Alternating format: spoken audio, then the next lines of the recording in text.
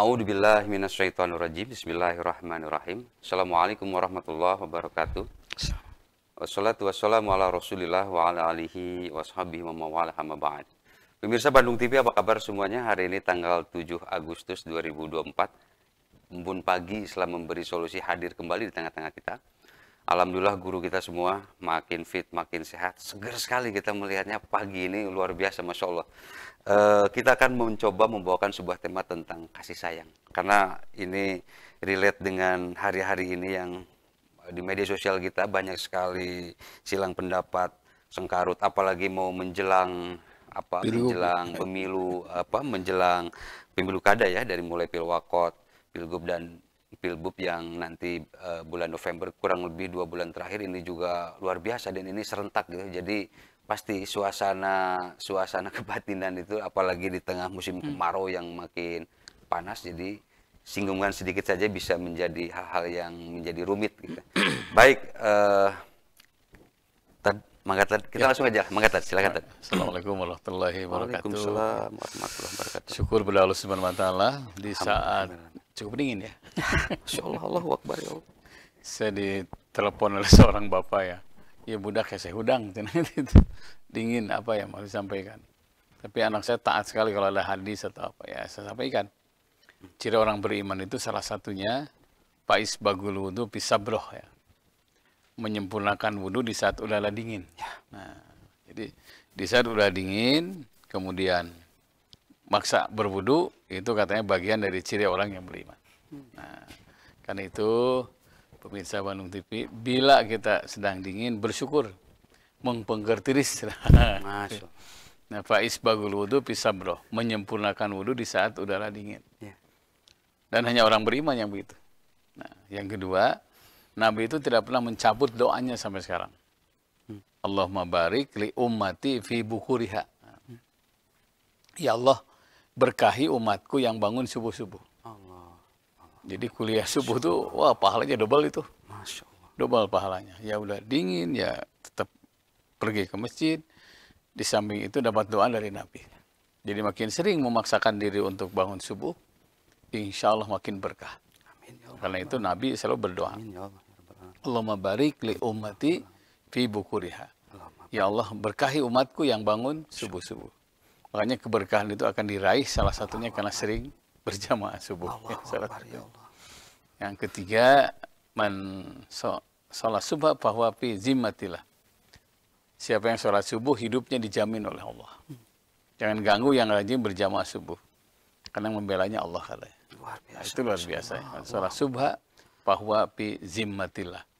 Siapa yang sholat subuh dijamin hidupnya oleh Allah. Kalau sehat ya dijamin sehat. Rezeki jamin rezekinya. Kalau cita-cita dijamin cita-citanya. Makanya ada jamaah yang kalau nggak salah apa 3 tahun apa 4 tahun ya subuh tidak putus. Satu keinginannya, ingin berangkat haji. Alhamdulillah bisa berangkat haji. Dan itu tiba-tiba saja. Karena di samping sholat subuh, dia datang lebih dulu. Kan katanya berjamaah paling bagus itu, wang tadirus sholah ba'da sholat. Menunggu sholat sebelum tiba waktu sholat. Itu sangat wah VIP-nya katanya. Karena malaikat saat itu mendoakan, sekaligus juga dicatat oleh 2 malaikat. Malaikat siang dan malam. Karena ganti tugas malaikat itu waktu subuh. Jadi kalau kita sholat subuh, ada di catatan malaikat siang, ada di catatan malaikat malam. Ya Allah. Itu kebayang itu ya. Makanya kalau ingin tahu orang itu selamat atau tidak di akhiratnya, lihat jamaah subuhnya. Nah, karena itu kasih sayang Allah pun sama katanya. Akan mengalir kepada orang yang rajin berjamaah. Dengan sendirinya kalau orang itu sudah dapat kasih sayang Allah, ujungnya apa? Fabima rahmati minallah lintalahum. Disebabkan oleh kasih sayang Allah, maka hendaklah kamu lemah lembut sama siapapun. Masya Allah. Jadi somya, dareh marah mai, lemah lembut. Itu gambaran ada kasih sayang Allah dalam dirinya. Jadi kalau orang itu sudah tidak ada kasih sayang Allah, maka katanya Allah sudah hilang dari orang itu. Ya Allah. Nah, karena itu mari kita jadi orang yang selalu membuktikan dapat rahmat Allah. Caranya apa? Buktikan bahwa kita memiliki jiwa kasih sayang. Itu penting itu ya. Karena kasih sayang tidak ujung-ujung kan, pasti itu. akan didapat melalui usaha yang luar biasa. Nah, karena itu Nabi SAW pernah ditawari rumah. Ya Rasulullah, masa tua engkau istirahat sajalah. Jasamu sudah terlalu banyak. Kami akan bikin rumah, bikin villa yang serba lengkap. Membuat nyaman lah Ya, pokoknya. nyaman. Ya, villa itu ya udah dengar namanya aja udah pasti enak kan lah villa. Kata Nabi, jangan. Saya khawatir rumah yang mewah melupakan berjamaah sholat. Ya Allah. Itulah sebabnya kalau bikin musola di rumah ulah mewah ting gitu. Sok bawa ke masjid ya. Cocokan untuk buka musola ke masjid kadang-kadang. Jadi dul masjid katanya. Jadi masjid. Kedua ke masjid. Ke masjid. Nah, karena itu rumah Rasul itu kan nempel di masjid itu. Istilahnya DKM, dekat ke masjid lah gitu. Nah, karena itu siapa yang ingin dapat kasih sayang, mari pancing rahmat Allah dulu. Nah, salah satunya adalah berjamaah. Karena ketika kita masuk masjid, ternyata minta rahmat Allah ya. Allahumma ftahli abwaba rahmatika. Ya Allah, bukakan pintu-pintu rahmatmu. Ya, kalau udah pintu-pintu berarti rahmat Allah sangat banyak. Mungkin dari baca Quran, dari sedekah, dari menolong, dan masih banyak yang lainnya. Salah satunya dengan sering rutin baca Quran.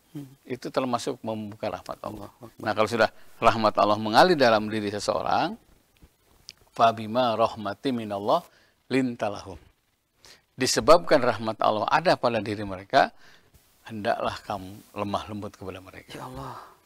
Jadi kalau ada orang tindakan kasar, ya, tidak sopan, khianat, kata orang Sunda namanya, tegaan lah gitu ya.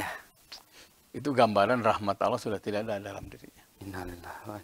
Jangankan dengan orang lain coba. Ada yang nanya kemarin tuh, Ustaz katanya, saya sedang berantem dengan suami, dekat. Tapi kok suaranya keras itu. Gambaran hatinya sudah jauh dari rahmat Allah. Ya Allah. Walaupun jauh, ada di luar negeri, telepon, kalau sudah nyambung hatinya ada rahmat Allah, pasti lembut, terasa dekat. Tapi walaupun dekat, kalau rahmat Allah jauh, maka terasa jauh. Makanya dalam Al-Quran itu, walau kunta fazzan ghalidhal qalbi lanfaddu min hawlik. Kalau kalian kasar, pasti orang sekitar kalian akan meninggalkan kalian. Ya Allah. Jangankan orang lain ya. Mungkin anak, mungkin saudara, mungkin teman, mungkin sahabat akan lari dari kita. Inna syarronas mayutkinas puhsa. Sejelek-jelek manusia yang ditinggalkan oleh orang sekitarnya karena takut kejahatannya. Kalau sudah tidak ada kasih sayang, pasti mundur teratur semua teman.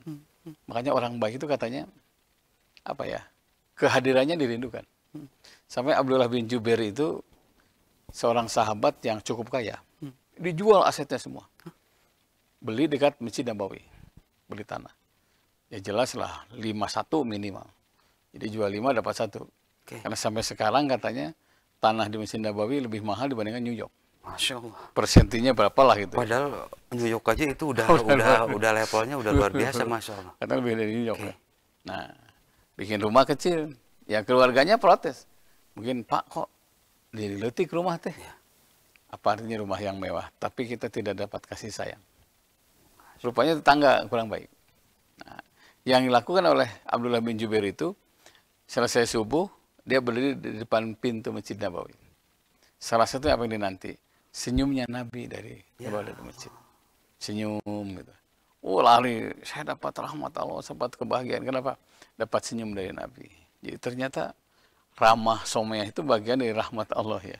Kalau orang tuh bal jamotrot, bangkenu, wajahnya tidak bikin betah orang lain, itu gambaran rahmat Allah sedang jauh dari orang itu. Allahu Akbar. Makanya palingan kata Nabi kan senyum itu sedekah, betul itu. Belum lagi orang yang ramah someyah itu satu kali senyum itu hanya 11 otot yang dipakai di wajah itu. Satu kali cemberut 33 otot katanya. Jadi orang yang cepat marah cepat kelihatan tua karena kelelahan otot. Luar biasa, Masya Allah. Pemirsa di rumah ini emang terlihat ini ya kayak senyum, kayak sopan gitu ya. Karena meskipun memang zaman sekarang itu ada hal ya pasti ada pengalaman tadi ya. Kadang-kadang justru kita juga bisa tertipu sama yang tampilan ini juga tadi. Tapi nanti kita bahas lagi. Pemirsa di rumah luar biasa sekali ini. Tema kasih sayang ini tema yang luar biasa ya karena juga kita butuh banget dengan kasih sayang, terutama dengan kasih sayang Allah. Kita akan lanjut kembali setelah melihat beberapa pesan berikut. Mangga silakan. Baik pemirsa di rumah, sebelum kita lanjut ya masih di line telepon yang sama di 022 7214 214 atau the line WA-nya Pak Ustadz 0812216740. Pemirsa di rumah bisa konsultasi ke beliau, tentu saja dengan kondisi beliau sedang sehat, sedang fit, dan sedang sempat ya. Artinya sedang berada di rumah. Kan tema kasih sayang ini di ajaran agama yang lain pun tadi ya, apalagi misalkan kita di non-Islam, Katolik atau Kristen tadi ya, bahkan ada ajaran kasih gitu tadi ya. Nah sementara Islam itu kan kasih dan sayang, Bismillahirrahmanirrahim. Katanya tadi ya, membicarakan tentang kasih sayang baru kasihnya aja atau baru sayangnya aja, kita tuh manusia bisa tertunduk lusuh, dan betapa maha dahsyatnya kasih sayang Allah. Coba tadi diuraikan. Jadi katanya kasih sayang Allah itu kalau jumlahnya 100, itu yang diturunkan ke dunia itu hanya 1. Yang lainnya kepada para nabi. Walaupun baru 1 kasih yang Allah diturunkan, itu sampai kuda mau loncat, mau melangkah, ada anaknya, dilangkahi anak itu. Itu gambaran bahwa baru 1 aja diturunkan kasih sayang. Itu sampai kuda kalau melangkah, ada anak dilangkahi. Berarti binatang saja itu kasih sayang luar biasa. Jadi kalau sekarang manusia sudah mulai hilang kasih sayang, membunuh anak. Saya lihat tadi kemarin apa ya? Di mana? Di Sulawesi, di mana tuh? Anak 2 tahun tuh. Digendong sampai dia. Masya Allah, itu sudah lebih dari binatang. Makanya nurani sajalah yang bicara, bukan agama ya. Betul. Itu sudah ada kemanusiaan itu harus dimunculkan ke depan. Bahkan Nabi SAW itu populer dulu itu awalnya bukan salatnya, bukan saumnya, bukan hajinya. Makanya antara syahadat sholat itu ada jeda sebetulnya. Syahadat, ada jeda sholat, ada jeda, terus baru zakat. Jadi sholat, terus kasih sayang intern dulu, anak semua sudah tercukupi semua, baru zakat. Kan banyak kita zakat dulu, keluarga dibiarkan, itu salah. Dibersihkan langit sementara bumi masih kotor. Nah, sampai saya waktu pertama masuk ke Mekah itu 92 lah kalau nggak salah.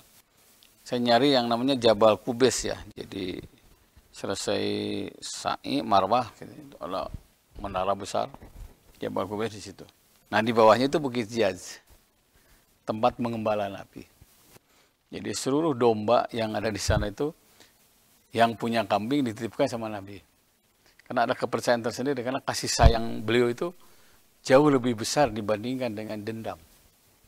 Jadi kasih sayang Nabi itu lebih besar dibandingkan kebenciannya. Sekalipun kepada binatang. Kalau mau makan katanya, periksa dulu kambingnya. Kalau udah kelihatan kambing itu apa, orang sudah bilang bungkreng ya, udah penuh itu, baru makan. Dan itu semua Ahlak ke binatang pun gitu tadi. Iya, benar-benar. Karena kasih sayangnya lebih besar dibandingkan kebenciannya. Dan itu Nabi seperti itu. Sampai puncaknya yang nitipkan kuncinya sama Nabi. Saya mau pergi dulu nitip kunci rumah ya. Saat kepercayaan itu muncul, Nabi bingung kan. Hanya Rasul pergi ke Gua Hira. Sebelah utara lah dari situ. Disitulah Rasul namanya Uzilah. Mungkin bahasa Sundanya, kamanakeun ini masyarakat.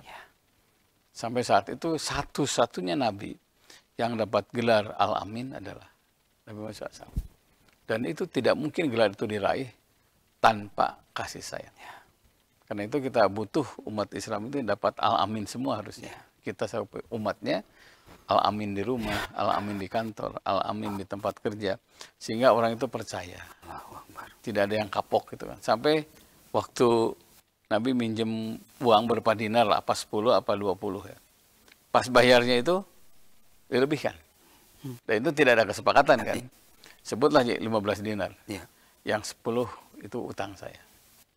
Yang 5 katanya tanda terima kasih dan kasih sayang saya. Karena kau telah membantu saya. Karena terima kasih, terima kasih. Jadi semua orang tuh sampai ngantri ingin uangnya dipinjam oleh Nabi. Karena ngundang dulu mana boleh nanti. Artinya Nabi itu selalu menguntungkan bagi siapapun. Jangankan bagi orang, bagi semesta, bagi yang lain-lain. Nah, sementara ada orang yang merasa mengikuti ajaran Nabi, tetapi gaya-gaya dakwahnya atau yang lain-lain kecenderungannya lebih mengandalkan seruan-seruan yang bisa kadang-kadang ada orang-orang tertentu yang jadi agak ini tadi ada jadi kok gini lah gitu ya. Kok ada jadi kontradiktif dalam tanda kutip karena Nabi pun juga orang yang penuh sangat kasih sayang yang Masya Allah gitu ya. Ya, kadang-kadang dilojamkan akal ya kasih sayang Nabi itu. Ada seorang ya, dia lagi kesusahan banget. Tek. Begitu datang tuh, Assalamualaikum, salam. Silaturahmi Ustaz, satu saya tidak butuh doa. Karena doa sudah banyak kata. Saya tidak butuh sholawat, sudah banyak. Saya kesini butuh uang. Terus terang aja. Jelas aja, jadi terang-terangan nggak ada babi-bu, saya nggak mau diceramain, nggak mau langsung intinya gitulah tadi. Karena anak saya sedang operasi katanya. Ya sesuai kemampuan ya kita kasih. Alhamdulillah sana. Ini 15 apa 10 ya? 10 ustadz kata. Hanya 2an yang ngasih beras dan uang. Kebanyakan mengalah kesehatan teori. Iya. Jadi Islam itu agama yang tampil dirasakan. Keren banget. Bukan dimengerti. Keren banget ini. Jadi Islam itu agama yang dirasakan dan dimengerti. Karena ada ajaran yang dirasakan, tapi ajarannya tidak dimengerti. Paham. Kalau Islam itu dirasakan dan dimengerti. Iya. Nah, banyak ajaran yang dimengerti tapi nggak dirasakan. Ingat dalil mah ada gitu. Ngawang gitu ya, utopis jadi sedikit idealis, apalagi ngebandingin dengan zaman-zaman Rasul, zaman yang lain gitu tadi. Oke, lanjut. Tapi dalam kehidupan sehari-hari tidak dirasakan. Makanya kita ini hadir harus dirasakan. Karena satu saat orang itu jenuh dengan ceramah, jenuh dengan baca-baca dzikir, dia inginnya diisi perutnya kan.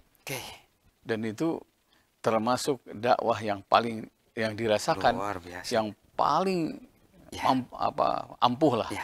Saya dengar di daerah mana ya, satu desa masuk Islam semua. Terus saya bilang, diteliti, oh ternyata ngirim sembako. Tidak seberapa. Sembako 3 liter beras, sepermi dan apa. Wah nipisan kan 3 liter jadi asup Islam kan. Jadi hidayah itu, tipis banget ya. Hidayah itu datang karena kehadiran agama dirasakan. Bukan hanya dimengerti. Ini sebenarnya kan menjadi pembelajaran bagi kita semua bahwa memang Islam itu membutuhkan orang kaya tadi, orang-orang agniya, apalagi yang udah kaya soleh banget itu tadi ya. Tidak terbayang betapa majunya peradaban diisi oleh orang pintar, orang-orang soleh, orang-orang kaya yang memang apalagi paham tentang kesulitan umat itu tadi ya. Jadi coba tadi. Makanya DKM Dewan Kemakmuran. Maknanya apa? Kehadiran masjid harus memakmurkan orang sekitar. Ya Allah. Makanya betul lah, di pinggir-pinggir masjid ada toko, kayak di Madinah, di Mekah ada toko, ada usaha. Supaya kehadiran masjid dirasakan dan memakmurkan. Nah, sekarang tuh kebanyakan masjid ya bukan eksklusif tadi ya, jadi eksklusif ya. Orang-orang tertentu hanya, bahkan kalau udah lintas mazhab, lintas partai, lintas ormas itu jadi terkunci ya. Nah, karena itu kalau kita peduli sama sesama, itu bagian dari ajaran agama. Dan ternyata kehadiran Nabi itu dirasakan. Ketika Siti Aisyah ditanya, gimana rumah tangga Rasul? Kata Siti Aisyah, tidak ada kecuali indah-indah semuanya. Saya pernah lagi tidur nyenyak katanya. Beliau itu saking kasih sayangnya, mencium jidat saya dan minta izin. Minta tahajud. Izinkan saya akan tahajud. Mau tahajud kan orang dor-dor lah tuh kedua beja lah. Apalagi udah ngerasa kalau ngelihat kita mau tahajud masuk wah kayaknya ini jadi agak dalam ngecek dalam tanda kutip gitu tadi. Allah Akbar. Makanya Nabi itu semua indah-indah. Sampai saya merenung ya, kenapa sekelas siapa tuh yang ngarang buku 100 tokoh itu ya? Michael Hart. Michael Hart itu menyebut bahwa orang yang paling berpengaruh di dunia itu non-muslim ya. Nabi Muhammad SAW itu nomor 1 karena rumah tangga juga beliau. Makanya untuk pemirsa Bandung TV, gimana rumah tangga yang baik? Gak usah tokoh yang lain. Nah ini. Gimana Nabi? Allahu Akbar. Banyak sekarang kisah-kisah Nabi di rumah ya. Gimana kerja yang baik? Gak usah yang lain, lihat Nabi. Gimana kalau nggak ketemu, lihat hadis-hadisnya. Begini, man qadda ala yalihi kana kal mujahidi fisabilillah. Siapa yang cucuran keringat menghidupi keluarganya sama dengan jihad fisabilillah. Itu aja udah memotivasi luar biasa. Tidak ada alasan orang itu malas bekerja ya. Iya, kadang-kadang datang telat, kadang-kadang bukan minta gaji teh heula, nginjem duit teh heula kadang-kadang ada. Jadi kerja gimana olahraga Nabi? Lihat olahraga Nabi gimana. Makanya sampai Nabi mengatakan kalau ingin tahu orang itu baik atau tidaknya, kata Nabi salah satunya adalah lihat dia jadi bermanfaat tidak. Kalau dia punya rezeki, rezekinya manfaat nggak? Dia punya ilmu, ilmunya manfaat atau tidak? Karena ternyata negara itu akan makmur karena salah satunya jeritan orang-orang yang tidak punya doa. Yang kedua, dermawannya orang-orang kaya. Dan tidak mungkin orang yang tidak punya mendoakan. Kalau tidak dirasakan kehadiran kita. Gitu. Nah. Dan kan banyak orang yang bahkan sempat ada bilang gini, ada beberapa pengusaha bilang sama sekali kita tidak ditolong sama orang kaya. Kadang-kadang orang kaya itu justru nyebelin. Kebanyakan ya orang-orang kaya yang nggak soleh gitu tadi maksudnya. Jadi kebanyakan ngitung, kebanyakan jadi ya yang tadinya harapan kita kan kalau mendekat sama orang kaya bakal dalam tanda kutip, tetapi banyak kasus yang malah jadi lebih banyak sakit hatinya katanya. Jadi malah lebih ya itu tadi karena menggantungkan dulu dari niat dari nama itunya mau meminta sesuatu kepada orang kaya, entah kerjaan entah apa, malah ujung-ujungnya feedbacknya malah jadi ternyata kok gini katanya. Hati-hati, kesombongan itu berawal salah satunya karena kita punya rezeki lebih. Hati-hati. Ya Allah. Makanya Nabi SAW itu pernah mengatakan salah satu penghuni surga itu adalah dia memberi tanpa diminta. Ya, Itu luar biasa ya, memberi itu. Jadi orang tuh kudu ngerti, tapi butuh gitu ya. Luar biasa. Dan memang itu butuh latihan yang cukup lama, cukup panjang. Jadi memberi tanpa diminta itu yang dalam hadis. Afdalul kasab amalul rajuli biyadihi. Sebaik-baik kasih sayang seseorang dengan kesadaran sendiri. Sebaik-baik hasil kerja seorang dengan kesadaran sendiri. Dan kalau itu dimiliki oleh setiap muslim pasti tidak ada orang miskin di situ. Dan memang banyak juga orang miskin terlalu nggak manfaatkan ya.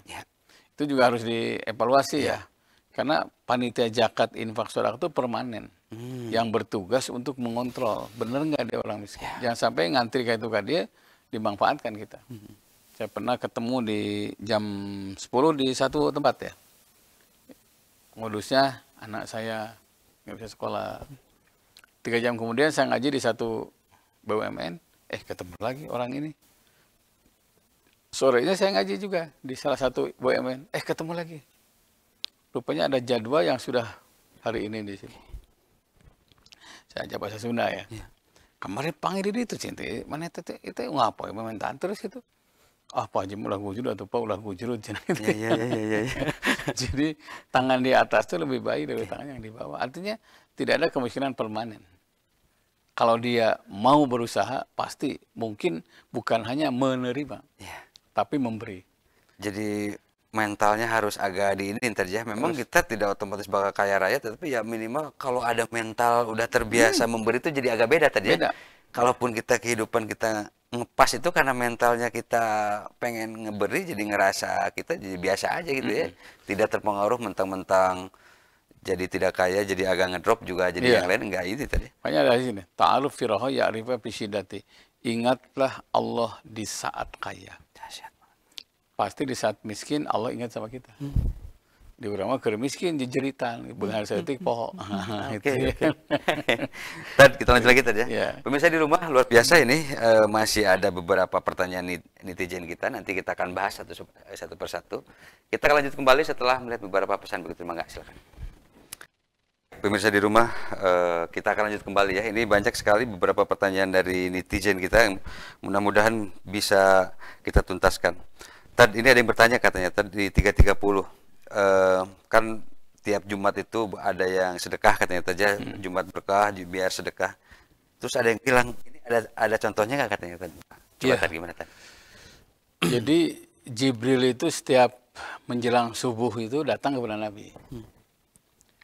Salah satu doanya nih, ya Allah, bangkrutkan orang yang tidak sedekah. Ya Allah. Jadi bangkrutkan orang yang tidak sedekah. Kemudian yang kedua, ya Allah, lapangkan rezeki yang sedekah. Setiap subuh itu. Yang ketiga, Nabi Jibril berdoa, wailul lirijal minan nisa, wa wailul linisa minan rijal. Hancurnya laki-laki karena mengkhianati istrinya. hancurnya wanita kalau mengkhianati suaminya. Nah, salah satunya adalah, ya Allah makmurkan orang yang bersedekah subuh-subuh.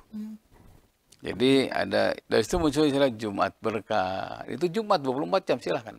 Mau subuh, mau siang, mau Jumatan, mau pada Jumatan, mau sore silahkan. Kata Nabi, istajilul rizqu bis sadaqah. Jemput rezeki itu dengan sedekah. Nah, kalau sudah jemput rezeki dengan sedekah berarti orang yang bersedekah itu bukannya mengeluarkan, tapi menjemput rezeki. Minimal manja abil hasanati palahu asyru asamliha. Siapa yang berbuat baik, maka digandakan 10 kali lipat. Kalau mau testimoni silahkan. Coba rutin 50. Evaluasi. Kapan nih Allah ngasih yang 10 kali lipat itu? Itu pasti datang. Masya Allah. Kalaupun tidak sama kita, sama anak kita. Kalau nggak sama anak kita, mungkin cucu kita dan seterusnya. Bahkan boleh jadi kita sudah wafat, nah anak kita, cucu kita yang menikmati. Jadi itu ngalir. Jariah itu maksudnya. Itu satu. Yang kedua, kalau sudah bicara sedekah, sebetulnya nggak usah nanya dalil tidaknya. Sebetulnya ya. Ya. Walaupun kata Rasul ya dalilnya sangat banyak ya. Ada sedekah tib, sedekah tuib. Ada juga badiru bisedekah, segala kalian bersedekah. Fa innal bala'a la yatahattaha. Sesungguhnya bencana itu tidak bisa melangkahi sedekah. Jadi sedekah terus karena kita tidak tahu dari sedekah yang mana bencana ke anak ditahan. Bencana keluarga ditahan. Nah, satu. Yang kedua, idza sadaqal azmu biyakin idza sadaqal azmu wa hasabil. Idza sadaqal azmu wa hasabil. Apabila ada niat baik pasti ada jalan. Pasti ada lah, pasti ada jalan. Kata sedekahlah, karena engkau tidak tahu kapan Allah mencabut rezeki dari kita. Kita kan nggak tahu kan? Karena kehidupan itu kan kayak sholat ya. Watil kal ayyamu nudawiluha bainan nas. Hidup tuh kayak roda. Ketika ada, segera sedekah. Karena kita tidak tahu. Mungkin besok rezeki tidak ambil. Sedekahlah dengan melangkah ke masjid. Karena kita tidak tahu kapan kita tidak bisa melangkah ke masjid. Luar biasa, Masya Allah. Segeralah pergi sholat. Karena kalian nggak tahu kapan nggak bisa sholat. Itu sangat rahasia ya. Nah karena itu, jemput rezeki dengan sedekah. Dan ternyata sekarang luar biasa ya, alhamdulillah. Ada sedekah dengan menyiapkan minum, makan di masjid itu. Luar biasa. Ada yang sedekah menyiapkan sarung. Ada yang sedekah dengan menyiapkan makanan tiap pada sholat. Silakan. Dan itu bagian dari cara menyebut rezeki dan menangkal bencana. Luar biasa ini. Jadi memang kalau segala sesuatu diiniin dalil ya memang jadi agak repot ya teh dalam tanda kutip. Jadi nanti orang malah jadi nggak mau, jadi nggak ini karena nggak ada ininya. Masya Allah ya, itu jadi terlalu sempit ya. Oke, lanjut lagi tadi. Ini juga ada yang nanyain gini tadi ya. Ini apakah kan ada daging akekah katanya tadi ya. Ini akekah ini keluarga boleh makan nggak katanya tadi? Oh iya. Gimana katanya? Akekah itu ungkuk ya. Ini gunting rambut. Oke. Jadi akekah ya bahasa gunting rambut.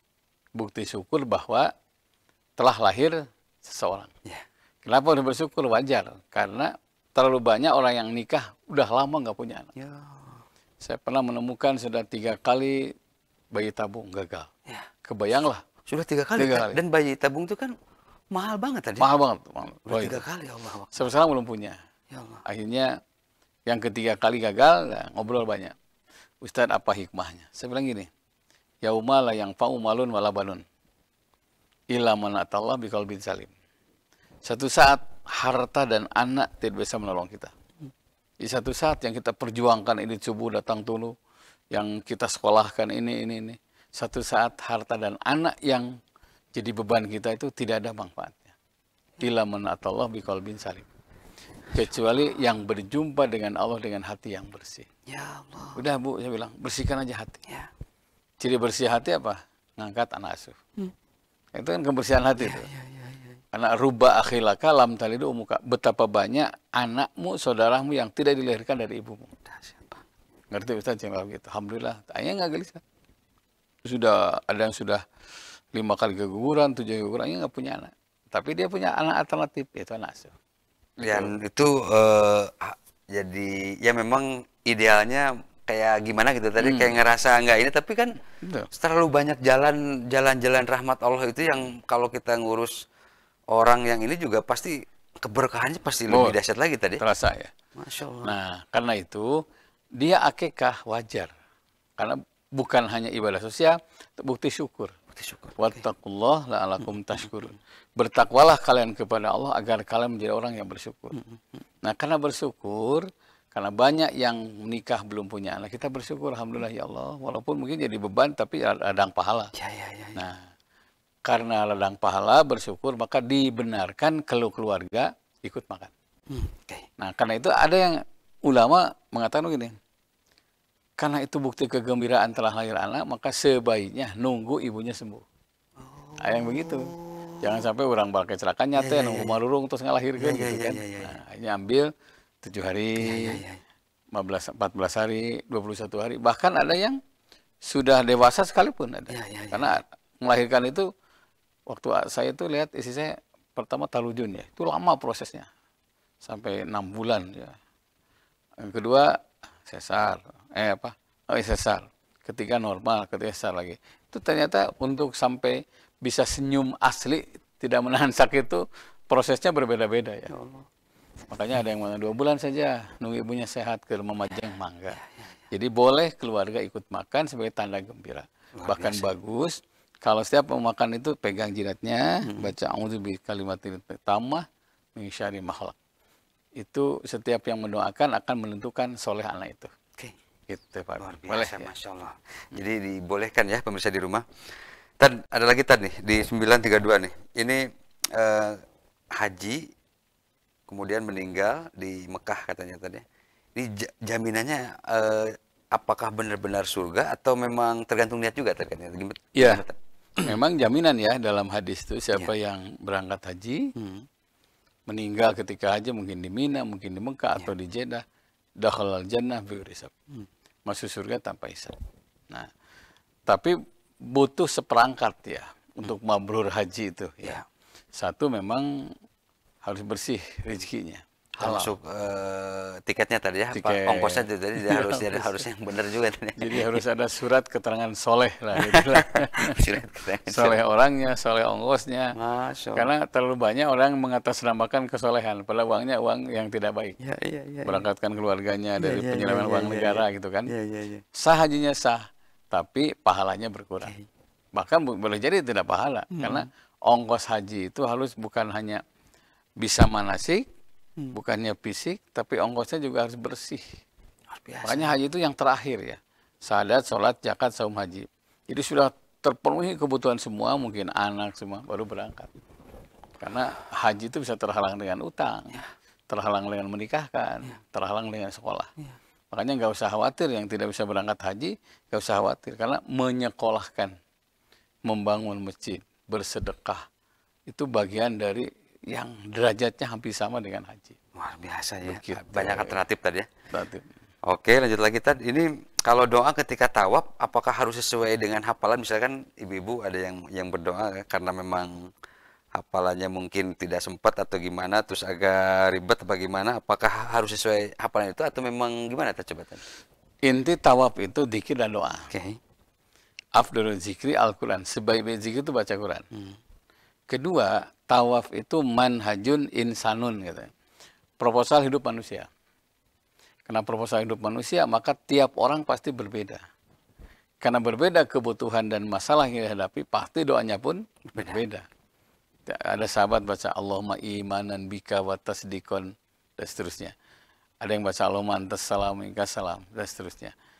Ada yang baca Allahumma jid hadal baita tasrifan wa ta'jiman, dan seterusnya. Mendengar tiap sahabat berbeda, Nabi mengatakan sodakta, betul. Jadi tidak langsung bid'ah, tidak. Betul kok. Karena kebutuhan berbeda. Karena kebutuhan berbeda, memungkinkan doa itu berbeda. Makanya yang ada di panduan buku itu hanya untuk memudahkan saja. Pokoknya udah nggak bisa baca, belum bisa baca, udah ingat ayat kursi, baca ayat kursi. Ingat anak, Rabbi habli minas sholihin. Ingat ingin rezeki, ya rojak urjukna. Asal jangan berdoa yang telah ditetapkan waktunya.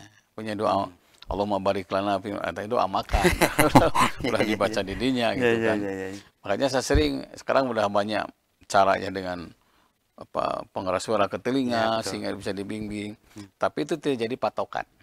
Intinya zikir dan doa. Walaupun baca Fatihah terus silahkan. Ya, ya, ya. Atau bahkan kalau tidak hafal doa sama sekali, udah aminkan aja ada orang lain. Amin, amin, amin. Kayak balik haji, ganti haji amin. Ya memang idealnya tuh ya idealnya harus bisa ya, tetapi kan keterbatasan usia, keterbatasan hafalan yang lain-lain. Masa sih Gusti Allah tidak ini tadi ya kan, harus mulai jadi mempertanyakan hal kadang-kadang ya itu ya, kadang-kadang logik kita juga mesti terus diiniin tadi ya, karena Gusti Allah itu maha segalanya dalam artian tidak ya, kalau mikirin yang ribet-ribet pasti juga nanti malah jadi nggak ini tadi ya, malah jadi nggak doa, malah jadi yang lain-lain. Oke. Dan ini tadi ya, kalau zakat ini katanya tadi ya, ditangguhkan tuh boleh nggak katanya tadi? Kan ada yang tanda kutip karena banyak hal-hal yang mesti diberesin, biaya sekolah atau yang lain-lain. Iya, yang jelas zakat bisa terganggu dengan sekolah memang. Sekolah anak, kebutuhan pokok kita. Makanya zakat itu bagi yang mampu kan. Nggak mampu mungkin menerima zakat. Nah, apakah zakat bisa ditangguhkan? Sebaiknya kan ini. Idza sadaq dalam hadis itu, apabila seorang menangguhkan amal soleh, nah ini, ya, menangguhkan amal soleh, ibtalahullah bilhami, maka tunggulah bencana kesedihan. Karena zakat itu menyangkut hak orang lain, maka sebaiknya kebutuhan orang lain jangan ditangguhkan. Jangan sampai kita aja nunggu bulan depan, nggak bisa. Gitu ya. Kalau itu, karena itu begitu dapat uang, hitung sampai zakat, kasihkan ya. Kasihkan segera karena menangguhkan membahagiakan orang lain bagian dari dosa. Apalagi zakat itu kan bukan sampai ngabisin ini tadi ya, maksudnya tidak sampai setengahnya dari penghasilan kita atau gimana tadi ya. 2,5% lah. Paling banyak pun 20%. Dan itu juga tidak tiap hari tadi, tidak tiap hari. Bahkan setahun sekali juga ini tadi. Iya. Ya apa maksudnya, kira-kira kalau misalkan nggak mau zakat atau ya ditangguhkan tuh, aduh kebangetan lah kayaknya tadi. Dari sini. Idza qasara al-abdu bizakat ibtalahullah bilhami. Apabila seorang menangguhkan zakat, maka tunggulah bencana kesedihan. Dahsyat ya. Nah, bencana kesedihan itu dalam tanda kutip kan ada yang sedih bahagia, ada yang sedih memang benar-benar hancur gitu tadi ya.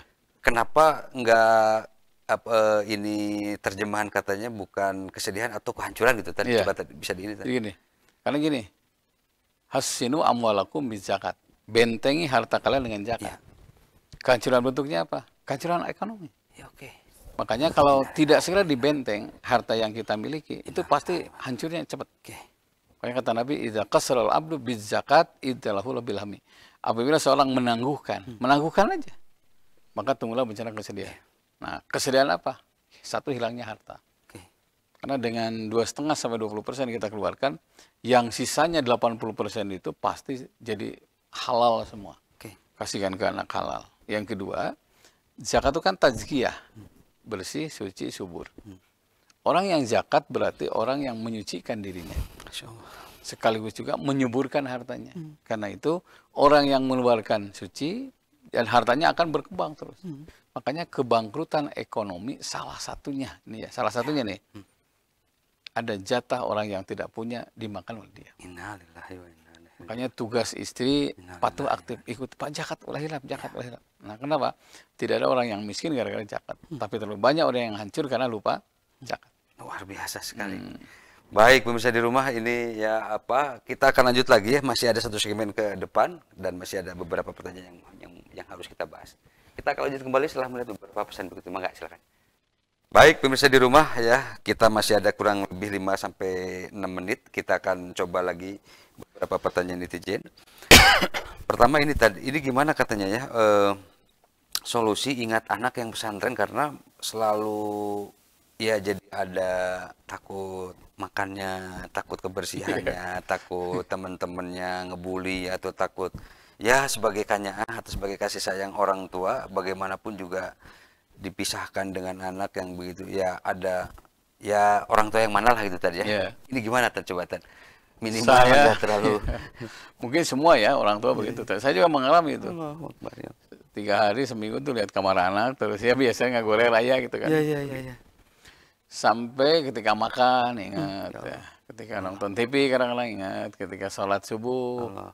sholat malam ingat. Nah, akhirnya saya pergi umroh. Pergi umroh, terus baca doa, surat Ali Imran 38 ya. Rabbi habli min ladunka dzurriatan thayyibatan innaka sami'ud du'a. Khususan sebutkan aja. Anak saya si Fulan lagi pesantren nih, selamatkan. Terus itu hampir tiap ada sholat itu yang dibaca. Terus karena ada hadis kan, mintalah diulang-ulang. Fa innallaha la yamalu hatta tamalu. Allah tidak akan bosan mendengar permintaanmu sampai engkau sendiri bosan. Kadang-kadang di saat bosan, dia udah ijabah. Satu saat saya langsung habis sholat duha kalau nggak salah. Terus tiba-tiba nyarandai gini di masjid tuh. Terbesit ya, ada tulisan terbesit.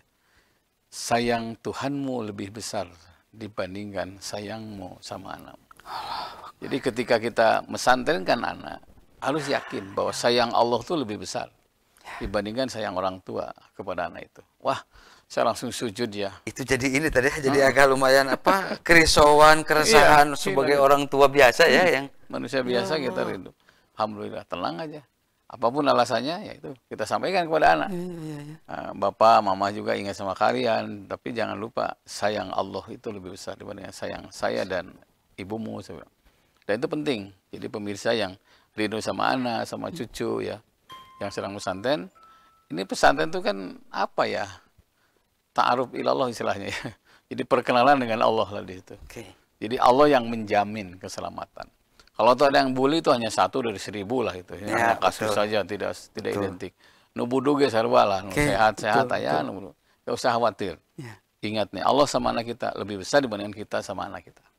Dan sebagai orang tua yang mesantrenkan anaknya bukan berarti kejam ya tadi, bukan berarti mau memisahkan yang lain. Ini juga kadang-kadang suka menjadi ada bayangan ya di media sosial kita tuh, kok tega banget katanya misahin gitu kan, jadi hilang ininya yang lain-lainnya. Coba saya kemarin dapat ada tamu ya, biasanya dengan anaknya, dengan mantunya, kemudian dengan cucunya. Bu, teman sarang hijau gitu. Ceritalah cucunya, karena ayahnya baru meninggal ayahnya, saya badarkan hajinya. Jadi waktu kecil Pak Ustadz, saya di pesantren di Tasik. Ya kita tahu lah Bandung Tasik lumayan kan jauh ya. Kabur. Nah, tapi lebih banyak tidak kaburnya katanya. Ayah saya ngantar lagi. Begitu ayah saya pulang, saya udah di rumah. Oh ya Allah. Jadi pakai motor dari pesantren. Terus saja. Dia nangis akhirnya. Setelahnya sekarang Pak katanya. Setelah ayah meninggal, baru ayah begitu bukan berarti tidak sayang. Itu karena sayang karena agama. Sekarang alhamdulillah jadi anak soleh sekarang. Jadi memang episode tidak betah transisi betul ada lah. Ya, sebagai manusia biasa tadi ya, karena terbiasa hidup di rumah itu dengan kasih sayang orang tua yang full mensupport abis-abisan dari ujung kepala sampai ujung ini ya. Kan 2 bulan tuh nggak boleh tengok ya. Saya ke Bogor waktu itu. Jadi pas datang ke sana ya biasalah. Menit tega gitu kan. Itu tuh, aduh ya Allah. Kata-kata itu. Aduh ya Allah. Tapi ceritakan makannya enak. Ya. Seminggu sekali ada sate katanya. Alhamdulillah. Ya. Sate itu sayur terong. Oh gitu. Tapi akhirnya udah besar bilang gini kan. Alhamdulillah saya merasakan pesantren. Minimal bisa nyusuh katanya. Ya Allah. Latihan mandiri lah kelihatan. Tapi memang ya kalau bagi sebagian orang identik pesantren itu ya tentu ada yang mahal, ada yang fasilitas yang lain-lain. Tapi kan ya identiknya kita tuh berlatih sebenarnya tadi ya. Berlatih semuanya tadi ya. Berlatih kehidupan, berlatih pahit, berlatih coba tadi. Dan ketulusan seorang ayah dan ibu itu menyebabkan anak betah. Amun anak ibu hariwang segala macam, itu makin tidak betah lah gitu. Makanya gatal-gatal salah satu stres. Mungkin rindu yang tidak tergantikan ya antara anak dengan ibu dengan anak. Harus tulus banget ya. Ya Allah, memang harus melepas nih dalam tanda kutip ya tadi. Betul melepas karena kita mengantarkan ke Baitullah istilahnya ya, ke rumah Allah lah pesantren itu. Makanya teman-teman yang di pesantren yakini jadilah berkhidmat. Menyayangi, jangan sampai oper gitu ya. Karena senior langsung enaknya. Kenapa? Dilihat wajah orang tuanya, coba lihat. Itu wajah-wajah penuh harapan. Dengan pesantren di sini, anak saya jadi anak soleh, berguna, sekaligus juga jadi pelanjut perjuangan Rasul kan. Jangan sampai dimanfaatkan untuk ya nauzubillah ya dibully dan segala macam. Iya. Gitu Pak. Dahsyat banget ini. Terus kan berjuangnya karena ya namanya juga tempat berlatih, tempat berjuang pasti memang tidak ada yang mudah gitu. Tapi ya mudah-mudahan setelah beres ini nanti dapat hikmah yang luar biasa. Apalagi setelah orang tua udah pada nggak ada yang lain-lain, tadi hidup sebatang kara, hidup sendiri kan pasti membutuhkan mental yang kuat buat menapaki kehidupan yang lebih ini. Tad, satu lagi pas terakhir tadi ini juga harapan kita semua tadi ya, harapan ini apa tadi ya, doa untuk anak yang soleh dan solehat tadi ya, biar anak-anak kita, cucu yang lain-lain bisa hidup sejahtera, hidup barokah, hidup penuh manfaat bagi orang kebanyakan. Coba tadi. Iya. Kalau lihat dalam Al-Quran satu surat As-Saffat ya, ayat ke-100 yang itu Rabbi habli minas solihin, Rabbi habli minal muhsinin, Rabbi habli minal muqarrabin, Rabbi habli minas sodikin, nah, terakhir muttaqin. Ada beberapa orang yang telah mengamalkan sampai sekarang anak-anaknya tidak ada masalah. Baik semua. Alhamdulillah. Rumah tangganya baik. Terus satu saat ada ulang tahun lah syukuran bapaknya. Kalau bukan karena jeritan doa bapak katanya, saya mungkin tidak seperti ini. Ya jadi ternyata doa orang tua itu doaul walidin yukdi ilal hijab. Doa orang tua tidak ada penghalang, langsung kepada Allah. Bahkan akan dirasakan sekalipun dia sudah menikah. Oke. Artinya ketika kehidupan masih kayak ya para orang tua terus-terusan aja tadi ya, harus berdoa terus saja, jangan putus asa meskipun anak-anaknya, cucu atau orang yang didoakannya relatif belum ideal, belum sempurna, belum yang lain-lain, jangan pernah berputus asa. Jangan putus asa, karena menunggu doa diijabah bagian dari ibadah. Amin. Jadi menunggu doa diijabah bagian dari ibadah. Terus saya berdoa dan insya Allah pada saatnya akan indah pada waktunya. Luar biasa ini. Nah ini harus yakin ya pemirsa di rumah, karena segala sesuatu ya semua kan punya Allah dan Allah punya rencana. Allah punya ketetapan, manusia hanya berencana. Pokoknya kalau udah ngebereskan urusan dengan Allah, insya Allah ya dunia ini relatif gini-gini aja kan sebenarnya ya. Relatif kadang kita tidak akan terlalu risau dengan baik. Ya meskipun dunia berubah begitu cepat, teknologi berubah begitu cepat, pasti banyak hal-hal yang membingungkan, membuat kita bingung, membuat kita khawatir. Apalagi masa depan anak-anak kita dari biaya, dari yang lain-lain. Tetapi kalau kita membereskan urusan dengan Allah, insya Allah hal-hal yang lain itu bisa ini tadi. Maka kasih kesimpulan sama kasih doa. Bisa Bandung TV, mari kita tanamkan kasih sayang di mana saya berada. Karena siapa yang menyayangi, pasti yang Maha Penyayang akan mengalirkan kasih sayang. Habibullah ila ibadihi yuhibbukumullah. Sayangi Allah melalui hamba-hambanya, pasti Allah akan menyayangi kalian. Semua kita diberi kemampuan untuk menyebarkan kasih sayang di mana kita berada. Insya Allah dengan cara itu, agama akan dirasakan dan dimengerti. Mudah-mudahan bermanfaat. Insya Allah berdepan ketemu lagi. Assalamualaikum warahmatullahi wabarakatuh. Waalaikumsalam warahmatullahi wabarakatuh. Baik pemirsa di rumah ya. Rabu depan kita akan coba dengan tema yang lebih menarik lagi, dan mudah-mudahan kita bisa bertemu kembali, kita dalam keadaan sehat walafiat. Mohon maaf bila banyak salah, banyak lupa. Wabillahi taufiq wal hidayah. Wassalamualaikum warahmatullahi wabarakatuh.